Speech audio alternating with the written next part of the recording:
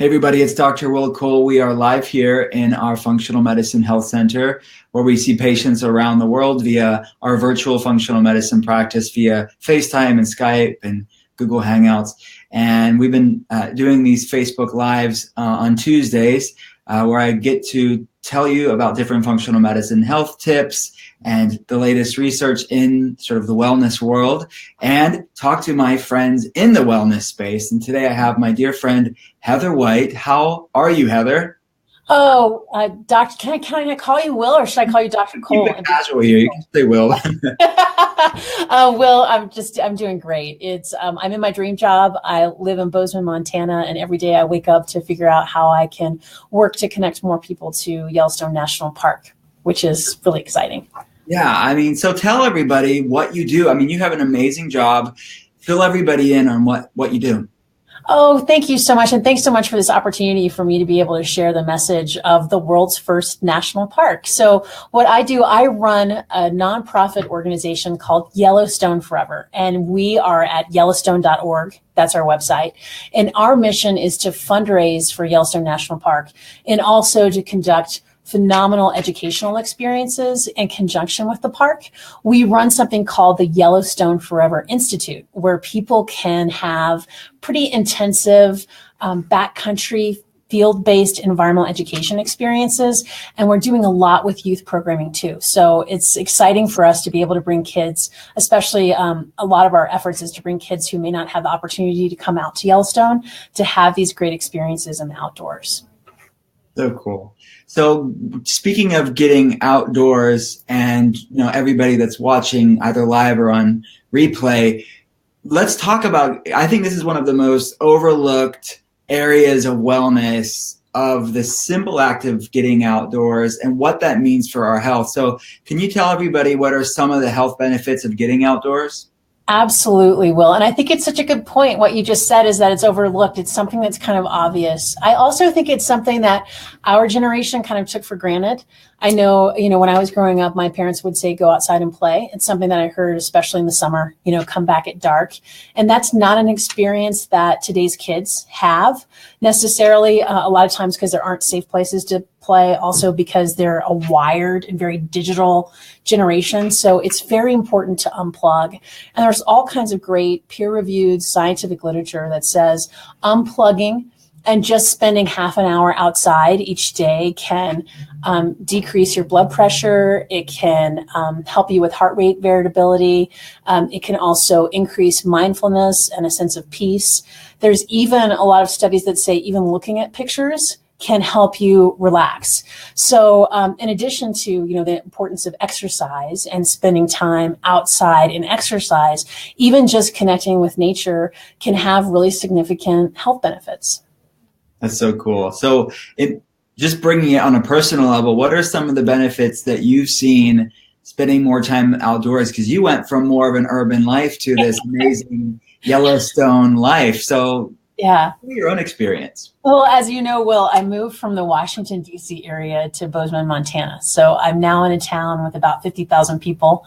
And, I'm surrounded by just intense natural beauty. I also go down to the park. I'm about an hour and 15 minutes from the northern park entrance. I have an office in Gardner, Montana as well. So I go down to the park at least once a week. And I think for me, the benefits I've seen is that I've been able to slow down, even though, as you know, Will, I'm a very fast talker. I've always have been a fast talker, but it's nice to have been able to slow down and just be more mindful, I would say. One of the things I thought was really interesting, I have been watching the Olympics, which just ended with my kids. But as I was watching the Winter Olympics with my kids, in the opening ceremonies, they talked about video games and how in Korea, there are a lot of people who are addicted to video games. And the antidote to that addiction is actually deep nature and basically completely unplugging and doing what I'm sure you've probably read about, this forest bathing, basically going into nature for a week or 2 week stretches at a time to really reconnect with that important part of who you are. And I think that living in a beautiful place like this, I'm able to do it in a way that I had to be a lot more intentional when I was in DC, make sure that I went for walks and enjoyed the local parks and spent time, cycling with the family. And here it's more of the culture and the way of life. And it's just a lot easier because everything is so accessible. Yeah. So let's talk about forest bathing real fast. So I'm aware of it, but many people watching this may not be. You mentioned it briefly, but can you tell everybody what forest bathing is and this maybe some health benefits of that? Yeah, I mean, I think that the general principle is, putting down your phone and going outside and being in nature and just being really observant and intense about what you're experiencing. I have to say, in a place like Yellowstone, it's the observing of wildlife, which I think is something that's so remarkable for so many people. It's 2.2 million acres. So you can see, bison, you can see wolves. There's just an incredible grizzly bears. There's just an incredible amount of resources, like experiencing nature when you're here. But this whole concept of forest bathing, which sounds a little new agey, but I think the idea really is spending long periods of time outside so you can really connect with something larger than yourself, but also just be around other living things in a very, very positive way. So that's really kind of the whole concept of it. And I think part of it as we become so plugged in into our world is making sure that we're mindful and putting the phones down, that we're taking long walks outside, that we're looking at beautiful vistas, and that we're working together to make sure that we can preserve these incredible places for future generations. Absolutely. So if someone does live in a more urban setting or they don't live in Bozeman, Montana, what are some ways that they can implement getting outdoors and getting into nature on their level? It's really simple things. Growing a garden, rooftop gardens are obviously just a wonderful trend that we're seeing in a lot of urban areas, but literally getting your hands dirty. You've done so much work, Will, on the microbiome and how important it is for us to be outside and be exposed to soil even, and the importance of soil. So planting a garden is a great way to just be outside and be mindful and thoughtful and unplug. Other things is, going for a bike ride, and even in urban areas, looking for parks that you may not have discovered with your family, and supporting local parks too is really wonderful as well. Also planning a trip. That Yellowstone is one of these places that's a bucket item for so many people, but there are also nearby parks. The National Park Foundation has a great campaign that's #FindYourPark. So it's a terrific resource where you can see what's nearby, and there may be a historical park or a natural park that you don't even know about because you're so busy in your day-to-day. So just being thoughtful and trying to connect that way. Yeah, those are great ideas. So we both have kids around the same age, and you mentioned kids wanting to be plugged in, and it's so common. It's just you're like the outcast if your kids aren't plugged in. So there's a lot of pressure for parents to provide your kids like the latest, greatest technological phone and computers and all that stuff. So as a parent, someone that knows this firsthand, what are some ways that you can integrate getting outdoors as a parent for your kids? That is such a great question, Will, because I think it's something that we all struggle with. We have a terrific group of young professionals. They like to call themselves the young patrons that support Yellowstone. And I was talking to them about the importance of unplugging, and they're all in their late 20s, early 30s. And they said, Heather, our generation, this is how we experience things. We want to share these experiences outdoors with our friends. So for us, the technology isn't about being in our phone, it's about sharing this experience. So I think there's opportunities. I know for me, for example, my daughter does have a cell phone, but she doesn't have Wi-Fi. She can only use it when she has Wi-Fi. So there's no real cellular data, which, as you can imagine, as an almost 13-year-old is a big topic of conversation in our house. But what we try to do is encourage her to take photos. So we've been doing nature photography has been a way for us to kind of pull her into, our world. There is sometimes the forced fun that we do. But generally the kids have a lot of, just have a great time when we're out snowshoeing, in the park and we see wolf tracks. That's just a really, really neat experience. So I think part of it is trying to use the technology in a positive way, like photography, sharing photos, really thinking about the art of nature that you see. One of the things that we've been trying to do, because we're so Yellowstone focused in our family, is learning a lot about the history of Yellowstone. And it's really neat. In the late 1860s, early 1870s, one of the first scientific expeditions in the park included a painter and a black and white photographer. So it was a guy named Thomas Moran and a black and white photographer named William Henry Jackson.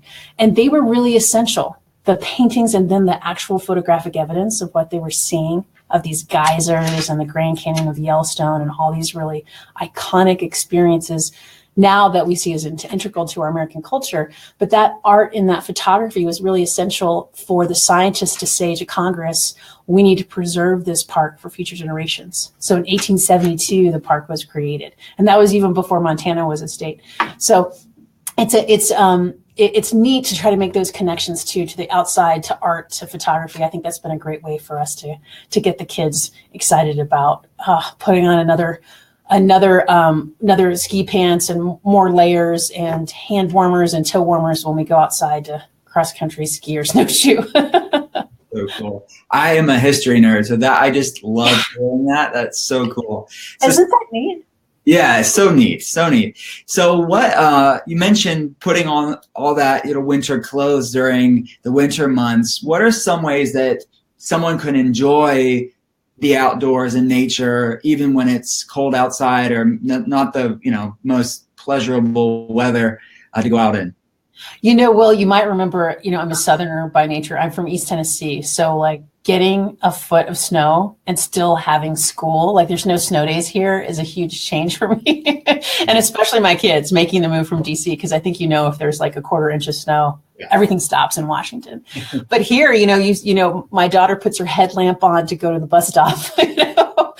We have a lot of gear, as you might imagine, living in Montana and spending a lot of time in Wyoming, we have a lot of gear, but you just put your layers on and you go. But it's been great. So we've learned new things like, snowshoeing, cross country skiing, downhill skiing is great. But I've talked about the gear because the gear is fun, but you don't need gear. It's really just, taking a walk around the neighborhood, seeing nature in the most unlikely places. I mean, you can always be surprised, I think, even in very urban settings, the beauty that you can see of, a tree, even if there's ice on it, like the beautiful silhouette that it has, gorgeousness when it comes to, sometimes winter plantings outside of big office buildings. It's not necessarily what you think of when you're thinking wilderness, but even in these urban settings, you can have that connection in a way that can be really meaningful. So I encourage you to think about winter sports. I talked about the Olympics because I think a lot of people are like, wow, there's this whole world that's, opened up when it comes to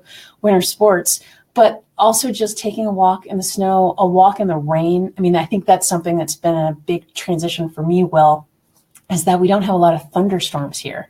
I'm used to, in the mid-Atlantic, all these thunderstorms that are so dramatic, and I'm not necessarily recommending walking out when there's lots of lightning, but, there's a lot of beauty to, a walk in the rain.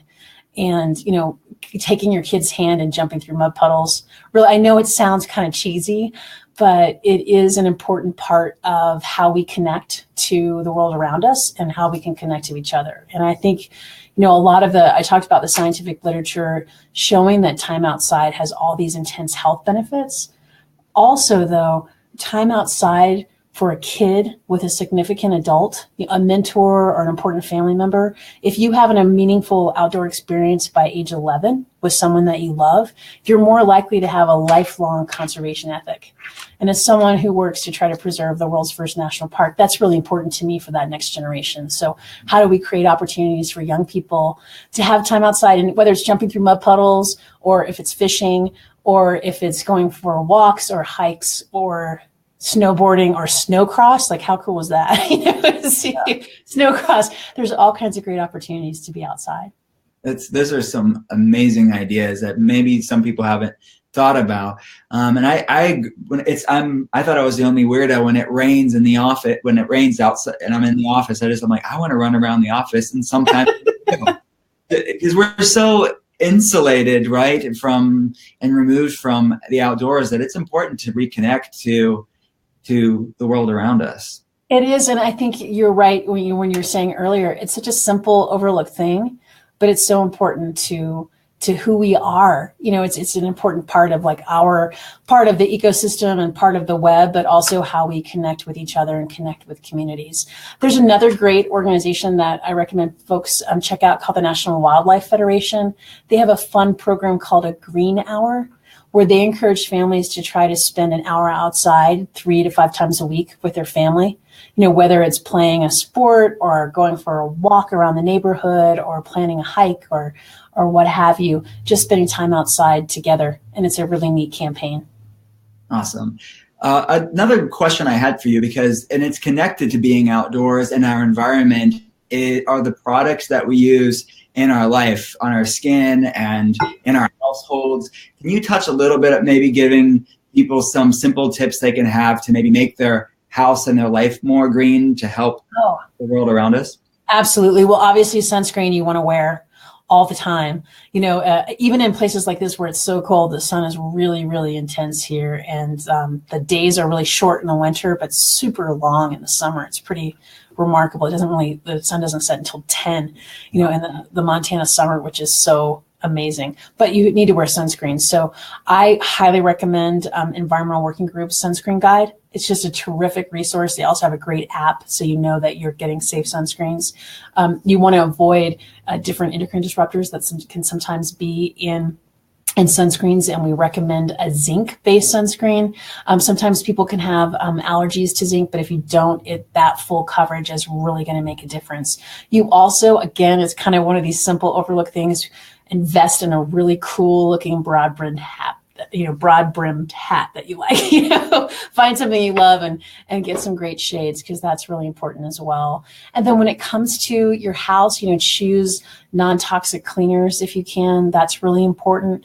There's a lot of ingredients that are used frequently in houses that people aren't really being mindful of, but they do have carcinogenic materials in them or allergens. And so just take a close look about what you're bringing into your home. Because I think that's such an important point, Will, is a lot of times people think the environment is just someplace far away. It is just places like Yellowstone National Park, but you're interacting with the environment on a daily basis. You know, whether it's the water that you drink, the air that you breathe, or it's the chemicals that you buy and you clean your home with, or you put on your skin. EWG also has a terrific app called Skin Deep, which is great for choosing personal care products, shampoos, or the lotions that you use. Especially if you have kids, you want to avoid allergens and other toxic chemicals in different products. So that's a great resource as well. Great resources here. So Heather, to wrap up, what is new with you and how can people get in contact with you? Oh, thank you so much for asking, Will. Well, what's new is just this adventure of, you know, being out west and spending lots of time outside with the family and supporting Yellowstone.